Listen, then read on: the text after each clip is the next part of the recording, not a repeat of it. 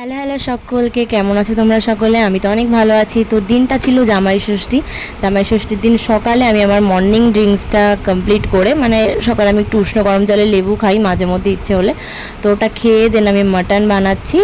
Because আমার শ্বশুরবাড়িতেও আমার বরের দিদি আর জামাইবাবু আসে, আমার ননদ আর তার বর আসে, তো ওদের জন্য জামাই ষষ্ঠীর অ্যারেঞ্জমেন্ট করা হয়। তো সকাল সকাল আমি এখানে মাটন বানাচ্ছি, বানিয়ে নিয়ে আমি দেন রেডি হতে চলে গেছিলাম তাড়াহুড়ো করে, কারণ দেরিও হয়ে গেছিলো। আমি শাড়ি অতটা ভালোভাবে পরতে পারি না, তো যেটুকু পেরেছি তেমন পরে নিয়েছি। তুমি কতটা এক্সাইটেড? প্রথমবার জামাই ষষ্ঠী ফাইনালি ডিউটির ফাঁকে। আমি তো এটা নিয়ে একটা চাপে ছিলাম যে ডিউটির চাপে এমন না হয় যে রাত্রিবেলা যেতে হবে, কিন্তু প্রথম বছর একদম জামাই ষষ্ঠীর মতনই যাচ্ছি আমরা। সকাল না, এটা দুপুর টাইম।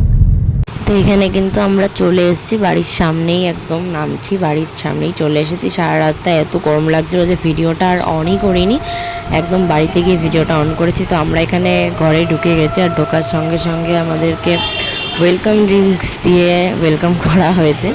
তো যাই হোক, এখানে আমি নর্মাল অডিও বা ভয়েস যেটাই বলো সেটা দিয়েছিলাম, কিন্তু এখানে যেহেতু মিউজিক চলছিল তো ওটা দেওয়া যাবে না। আর আমাদের নিজেদের অরিজিনাল ভয়েসটাও ক্লিয়ার ছিল না, যেহেতু মিউজিক চলছিল ভীষণ লাউড, তাই জন্য সেটা আমি কাট করে দিয়ে এখন আবার আলাদা করে ভয়েস করছি।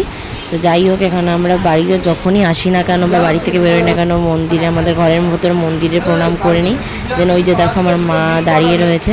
আর বাড়িতে এসে কিন্তু আমরা একটা সারপ্রাইজ গিফট পেয়ে গেছি। সেদিনই আমাদের ফটোগ্রাফার আমাদের ফটো অ্যালবামটা দিয়ে গেছিলো, তো সেইগুলোই আমরা এসে দেখছিলাম। বাড়িতে বসে সারাদিন সমস্ত ভিডিও ফটোস দেখছিলাম। ৩৬ চলে এসছে। এই ছবিটা তো ভালো এসেছে। ৩৬ একদম রোদে বিধ্বস্ত হয়ে গেছে। কিছু নিতে হবে রে আরো। কেমন ভাই? ছবি হেভি। দেন এগেইন এখানে কিন্তু আমি ভয়েস দিয়েছিলাম, বাট সেটা দিতে পারলাম না, আমাকে নর্মালি ভয়েস করতে হচ্ছে। এখানে মা একদম মিষ্টি আমে প্লেট সাজিয়ে দিয়েছে। আমগুলো তো সমস্ত খাওয়া হয়ে গেছে, কিন্তু মিষ্টিটা আমি খাইনি। এগেইন আমি ডায়েট করছি। যাই হোক, আমি মিষ্টি খেতে অতটা ভালোবাসি না, আর এখানে মা সমস্ত কিছু রান্না করছে। আমার মা কিন্তু একা করেনি, এটা নিয়ে এখানে তখন হাসাহাসি চলছিল। মায়ের সঙ্গে এই যে দিদা বসে রয়েছে, আমার মাসি দিদা, সেই দিদা কিন্তু মায়ের সাথে হাতে হাতে হেল্প করে। সেদিন মাসিরা কিন্তু কিছু হেল্প করেনি, মাসিরাও কিন্তু সেদিন জামাই ষষ্ঠীর গেস্ট ছিল, মেশরাও জামাই হিসেবে এসেছিলো। আর এখানে কিন্তু আমরা সমস্ত গিফটস পাচ্ছি, মাসিরা, মাসি দিদা, আমার বাবা মা সমস্ত সবাই গিফটস দিয়েছিল। পরে গিফটসগুলো রাত্রেবেলা রিভিউ দেব, তখন দেখতে পাবে। আর এখানে খাবার দাবারের ভিডিওটা নেওয়া হচ্ছে, অনেক কিছু খাবার দাবার বানানো হয়েছিল, তো সেটার একটা ভিডিও ভাই করে দিয়েছিল এই ভিডিওটা। আমাদের জামাই এই যে বসে রয়েছে। হ্যালো জামাই, এগুলো সব কমপ্লিট করতে হবে উইদিন 5 hours। তো যেমনটা বললাম যে এখানে আমরা তখনও খাবার দাবার কমপ্লিট করতে পারিনি, এতগুলো আইটেম একসাথে, এতগুলো মাছ, চিংড়ি, ইলিশ, মাটন, আরও অনেক কিছু আইটেম, তো একসাথে অনেক সময় লাগে কমপ্লিট করতে। তো যাই হোক, এখানে কিন্তু যেমনটা বলছিলাম আমার মেসোদের বাবাকেও কিন্তু ষষ্ঠী করা হচ্ছিল, তো এখানে আমার মাসি দিদা সবাইকে গিফট দিচ্ছিল। অ্যান্ড তারপরে আমরা খেয়ে দিয়ে উঠে আইসক্রিম খেতে খেতে সবাই ভিডিও দেখছিলাম, আমাদের বিয়ের ভিডিও, সবাই মিলে একসঙ্গে বসে এই ধরনের ভিডিওস দেখার মজাই আলাদা না। অ্যান্ড অফকোর্স লাস্টে গিয়ে ইমোশনাল হওয়াটাও ম্যান্ডেটরি।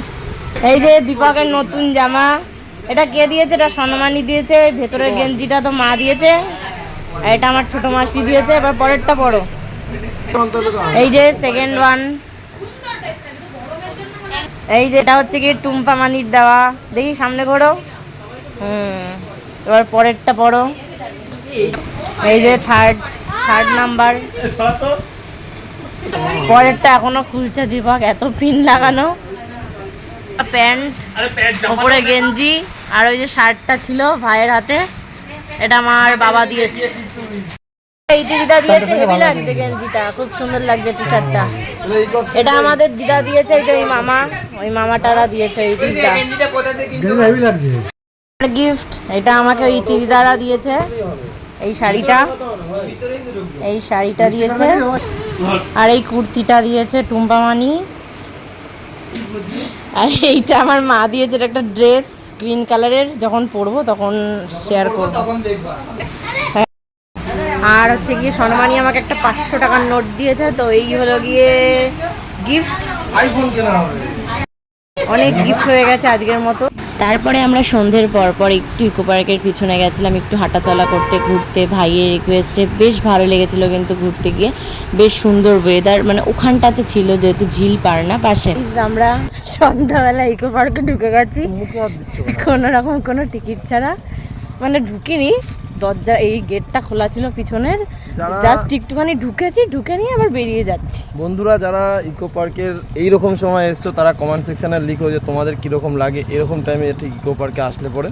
আর যারা যারা এখনও পর্যন্ত ইকো পার্ক ভিজিট করোনি তারা তো অবশ্যই ভিজিট করে নিও, আর আমাদের ভিডিওটা দেখে জানিও কেমন লাগছে ইকো পার্কের ভিউটা। অবশ্যই ইকো পার্কের রাতের ভিউটা তো তোমাদের সাথে শেয়ার করব। এর আগেও আমি প্রচুরবার এসেছি আর অনেকবার ব্লগও বানিয়েছি, আর একবার দেখাবো। দেখো সাথে অত্রিশ এসেছে, অত্রিশের রিকোয়েস্টেই কিন্তু আমরা এসেছি, নাহলে আমরা আসতাম না সন্ধেবেলা। তো আমরা 5 জন অত্রিশ ভাইয়ের রিকোয়েস্টেই এসেছি।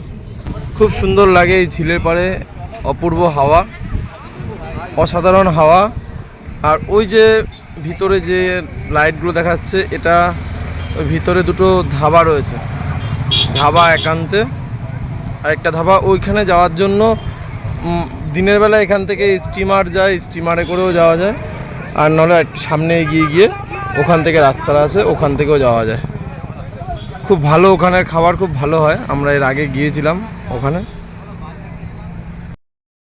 এই যে ধাবা একান্তে যাওয়ার জন্য যে ব্রিজটা, সেই ব্রিজের উপরে আমরা রয়েছি। ছোট ভাই, ওদিকে মামা আছে, মামা দেখি তাকিয়ে হাই করে দাও। আর এটা বড় ভাই। বলার খুব দরকার ছিল। আর এই যে দেখো ব্রিজের ভিউটা দেখাচ্ছি, জাস্ট অ্যামেজিং। আসলে পরে সবার ভালো লাগবে, ভালো লাগার মতো একটা জায়গা।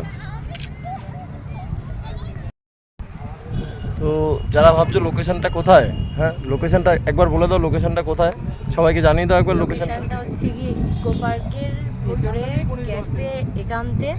এটা তোমরা ইকো পার্কের পিছন থেকেও আসতে পারো, ইকো পার্কের পিছন থেকে পিছন দিকে আসতে পারো। জাস্ট এই যে দেখো ব্রিজ একদম অসাম, চারিদিকের যে এটা কিন্তু ইকো পার্কের ভিতরে না, হ্যাঁ এখানে আদার্স বাইরে। এটা ইকো পার্কের বাইরেই ধাবা একান্তে। এখানে রাত্রিবেলা, সরি ক্যাফে একান্তে, এখানে রাত্রে এলেই বেশি মজাটা পাবে। রাত্রিবেলার যে চারিদিকের ভিউটা এটাই কিন্তু দেখার মতো, মানে আসলে এখান থেকে বাড়িয়ে দিতে ইচ্ছা করবে না, এইটুকুনি বললাম।